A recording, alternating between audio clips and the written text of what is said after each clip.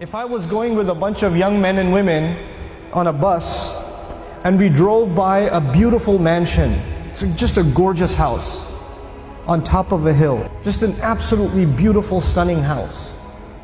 And the driveway into the house, there's a gorgeous car parked outside. And on the back of the house, there's this incredible backyard and a swimming pool and all of it. I mean, whatever you can imagine is there. It's like it's a piece of Jannah on earth. And you see the guy walking into his house. We're driving on this bus and we see this guy walking into his house. And I asked these young men and women, do you think that guy's successful? Do you think he's successful? Overwhelmingly, what is going to be the response? Yeah, that's pretty successful. And the guy, look at him. Look at what he's accomplished in life. That's a pretty successful person. Okay. When you take a picture of someone graduating from college, they're shaking hands with the president of the university, they're being handed their diploma, and somebody asks you, you think that's successful? What are people going to say? You know, it's going to be Muslims and non-Muslims. Everybody's going to say that that is a kind of what? Success.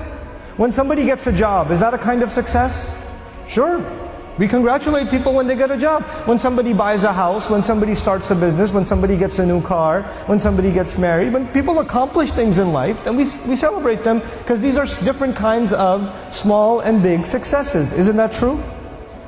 So the bus keeps driving and we see a man, a homeless man, who's living in a cardboard box on the street. And he looks like he's wearing clothes from a couple of years. And you don't want to go close to him because of the smell. And I ask my students, do you think that guy's successful? What do they say?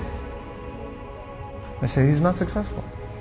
Now imagine if I was riding in this bus, but in this bus there were not Muslim boys and girls, but they were Christian boys and girls, or Jewish boys and girls, or atheist boys and girls, or agnostic boys and girls, or Buddhist boys and girls. And I asked them the same exact question. Do you think their answers would be the same? Yep, their answers would be the same. That's the problem. The problem is the way we think about success and the way we think about failure. For Muslims, it's supposed to be different. All human beings can see it a certain way, that's fine. They have the apparent view of success and failure. But us, Muslims, Allah has given us clearer glasses. And once you look at reality through these glasses, you see something other people cannot see. You see something other people cannot see. So when you put those glasses on, then you start thinking about the Book of Allah and you realize that one of the most beautiful, captivating, magnificent homes that was ever built was the castle of Fir'aun. It was one of the most amazing homes ever built. And if our bus was driving by the castle of Fir'aun and he was walking into his house and I asked my Muslim children, is that successful? Is that guy successful? What would their answer be? Fir'aun is not successful. He's one of the worst losers in all of human history. Isn't that the case? What was the second kind of person we ran into? There was one guy walking into a mansion. What was the other guy? It was a homeless guy. Okay.